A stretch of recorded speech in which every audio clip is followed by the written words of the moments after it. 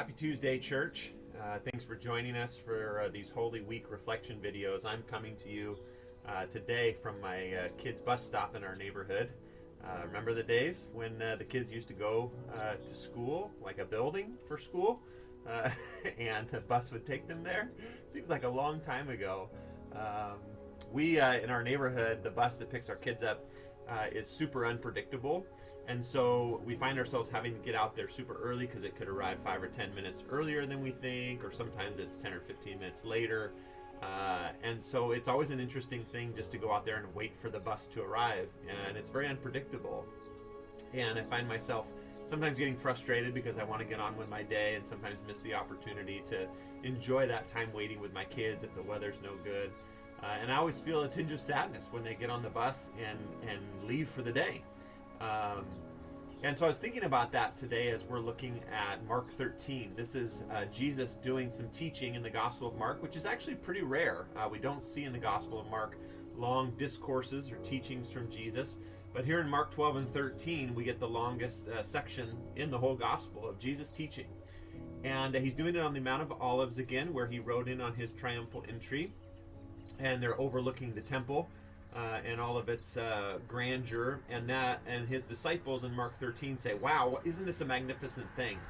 And Jesus begins by kind of telling them this dramatic thing that, I tell you the truth, not a stone will be left.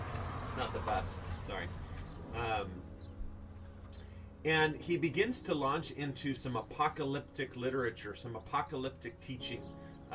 And this is a type of literature that was used in the Bible quite a bit in the Old Testament, in Ezekiel and Daniel, especially Daniel's chapter 7 through 12, to encourage people who were undergoing suffering because they were waiting for God to act, waiting for God to do something, and to come back and to set up his kingdom on earth.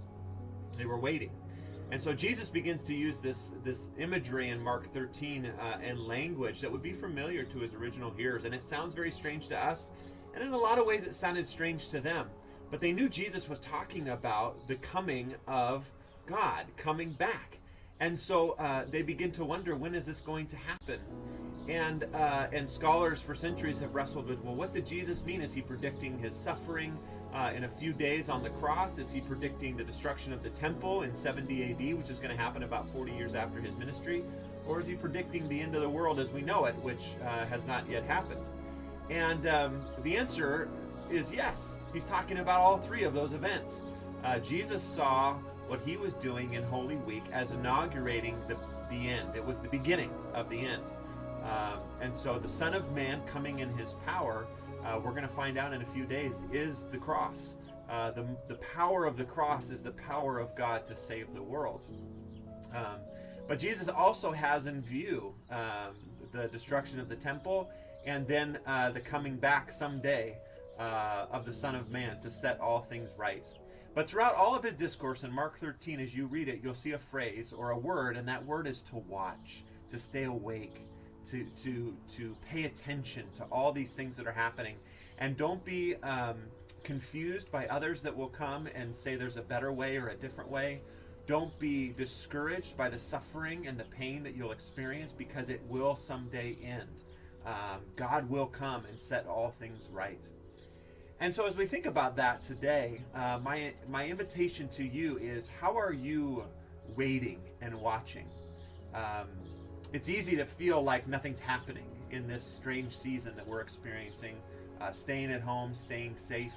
And yet, in the midst of the stillness or the waiting or even the stuckness that we might feel, God is doing something. He's doing something in you and me. He's doing something in our world. He's doing something in our church.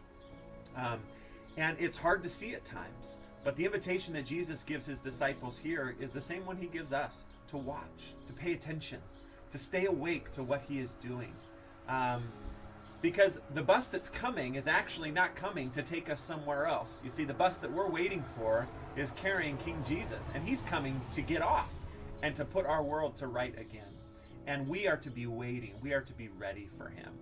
And so as we go through this Holy Week, I would invite you to think about ways that you can wait. Not this passive, well, I guess I'll just kind of give up and wait this thing out. But how can we actually see God at work in the midst of all of this? How can we wait and notice what God is doing in the midst of all of these things? And how can we live with expectation that Jesus is coming back, that he's coming back to set things right? That changes our worldview. Yes, we're still suffering. Yes, we're still going through hard things. Yes, the world is not as it should be.